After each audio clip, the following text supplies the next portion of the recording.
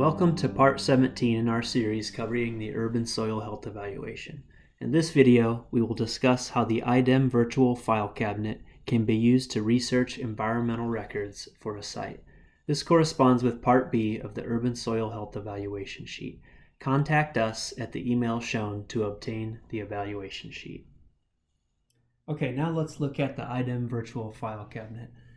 Idem stands for Indiana Department of Environmental Management. They host a free online searchable database for environmental records in Indiana. So any kind of environmental cleanup that takes place, anything regulatory having to do with environmental issues and things of that nature with Idem or partner agencies, any of that information will be available or should be available in a searchable database called the virtual file cabinet. Let's start by just doing a Google search for Idem virtual file cabinet. The first link is the one you want. And then click on the button, virtual file cabinet. You'll see some options up here: document search, facility search, more info, survey. Document search is only relevant if you have information about the facility already. What we want to do is facility search. And I'll tell you that this search engine is super finicky. So I usually try to put in the least amount of information as possible and then narrow it down from there. So we'll start with Evansville and location address. So our particular location is off of the Lloyd Expressway, but it's not adjacent to a legal thoroughfare, which makes it a little challenging. So we'll start by searching for Lloyd Expressway. See what pops up. Okay. So nothing close to our site. Our site's over here. These diamond shapes will show you any records that pop up given the search criteria that you put in. So this is pretty far down, so wouldn't be impacting our site. Okay. We've got, let's try just doing the abbreviation here. See what happens. Okay, so now we got a few more hits. This is what I mean about the search engine being particular. And we see a hit that is close to our site. You can click on the diamond and it'll show you more information. So 3501 East Lloyd Expressway. That is actually the address of the adjacent property, which would be essentially the parent property to the site that we're looking at.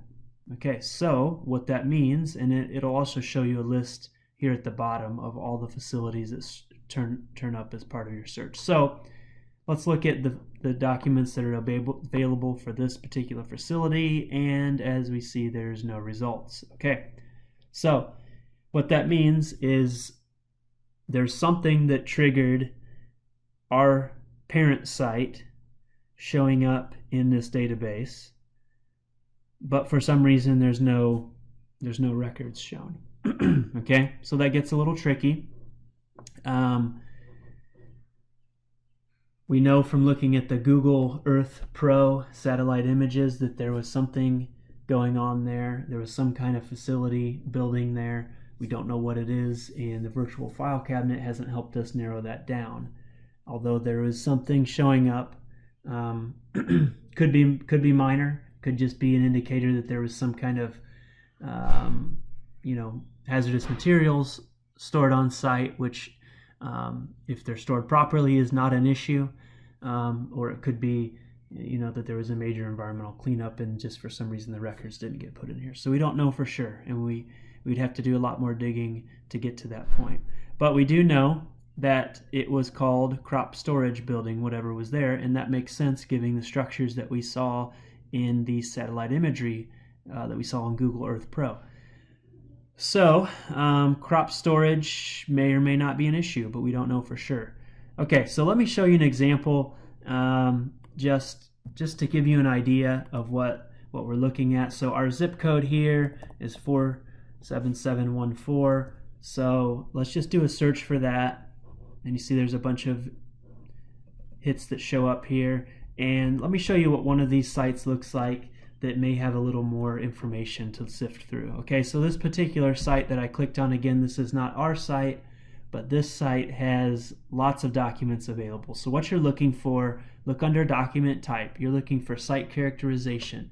You're looking for report. You're looking for a closure report.